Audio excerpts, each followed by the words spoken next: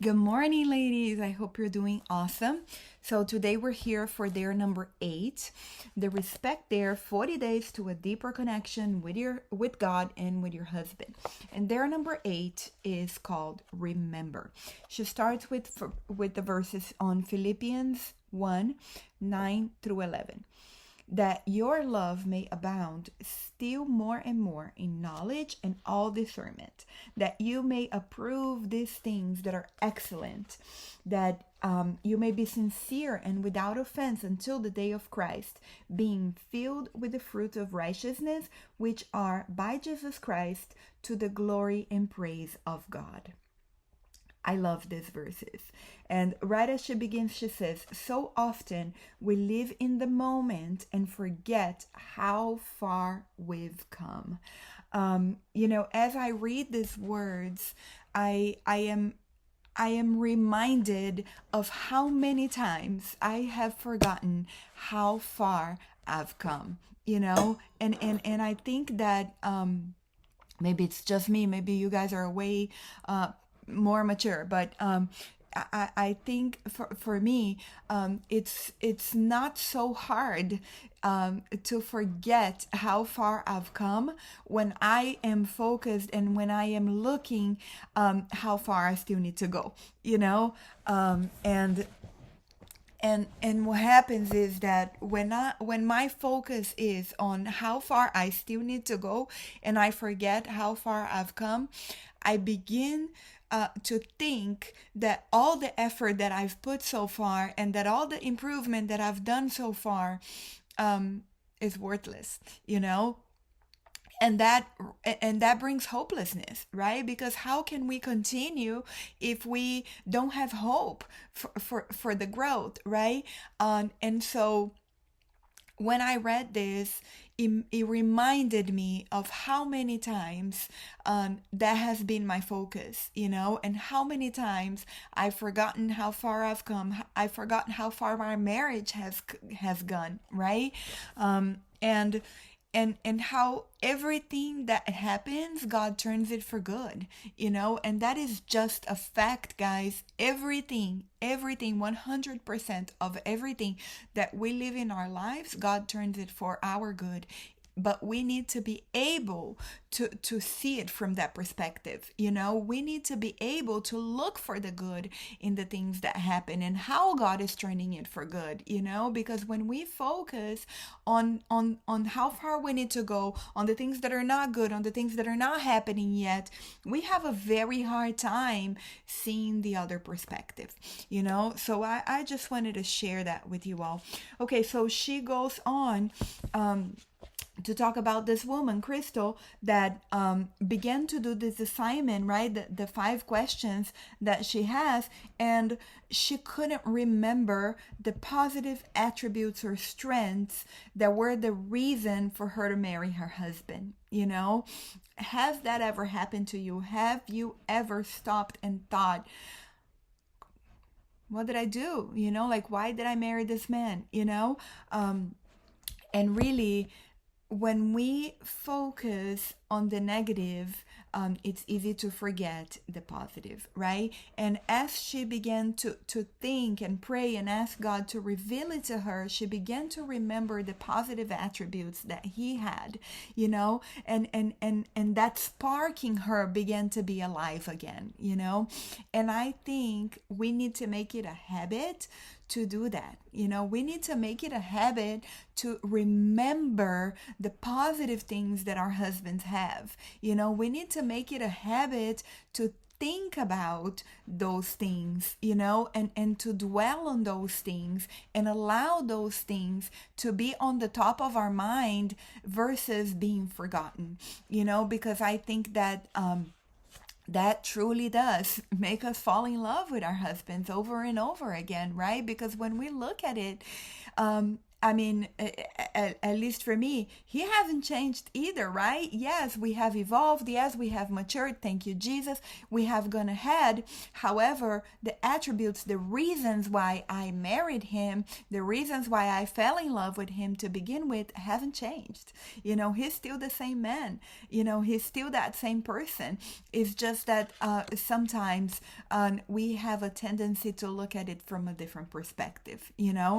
So I thought that this was very profound, because I do think that it's true for all of us that when we begin to think of the good things about our husbands, they're still there, right? She suggests, and I love the bottom line, wisdom comes from seeing the truth in the big picture and not allowing your perceptions to be clouded by life's daily challenges, because we do have challenges, right? We have challenges in our marriage. We have challenges when our kids are young. We have challenges when our kids are growing up. We have challenges when our kids are teenagers. Tell me about those.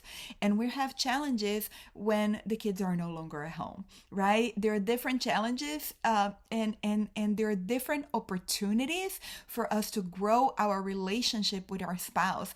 There are different opportunities for us to look deeper into ourselves, and grow with the seasons that we're living. And as we grow with the seasons that we're living, we grow our marriage, we better our marriage, we become better, right? As women, as wives, and as people, as individuals, and also as a couple, So I think it's important that we realize how are his attributes, how are the positive things about him playing off in each one of those seasons, because we are two individual humans.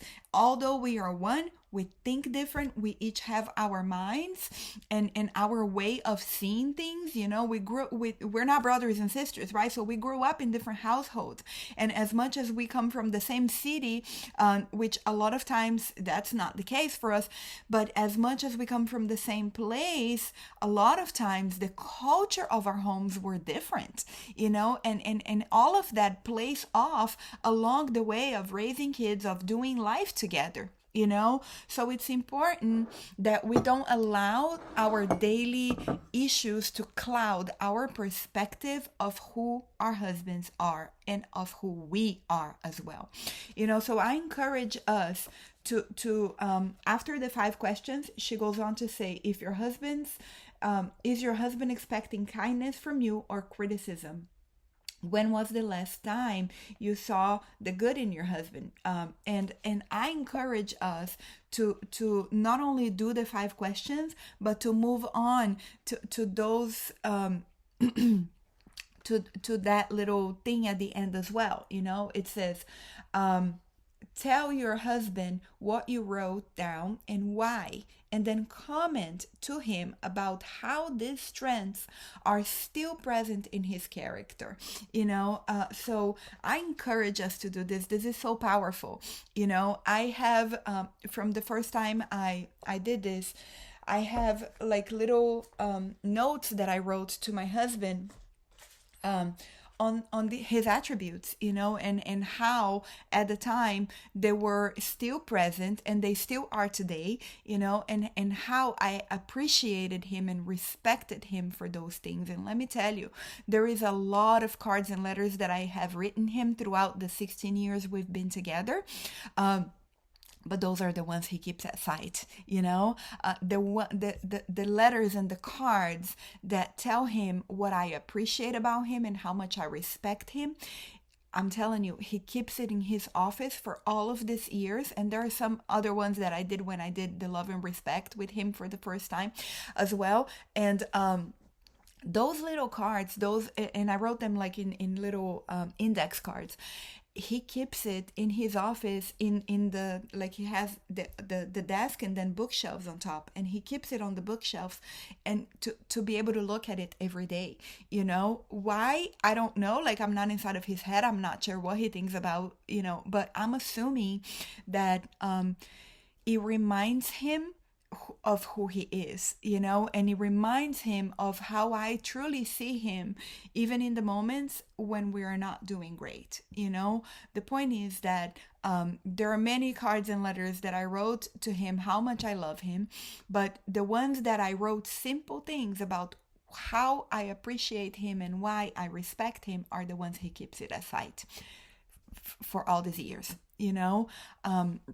And so I encourage you to tell him how much you appreciate and respect all of these attributes that you fell in love with, and he still carries it. And I encourage you to write a note to him. It doesn't have to be a 7-page letter, but I encourage you to write a note to him, letting him know those things as well. And don't be surprised if he falls in love all over again just by reading that. Because I believe that that's their love language, right? They receive love when we show respect. So anyways, that was it for today. I love you all, and I will see you tomorrow. Have a wonderful, wonderful day.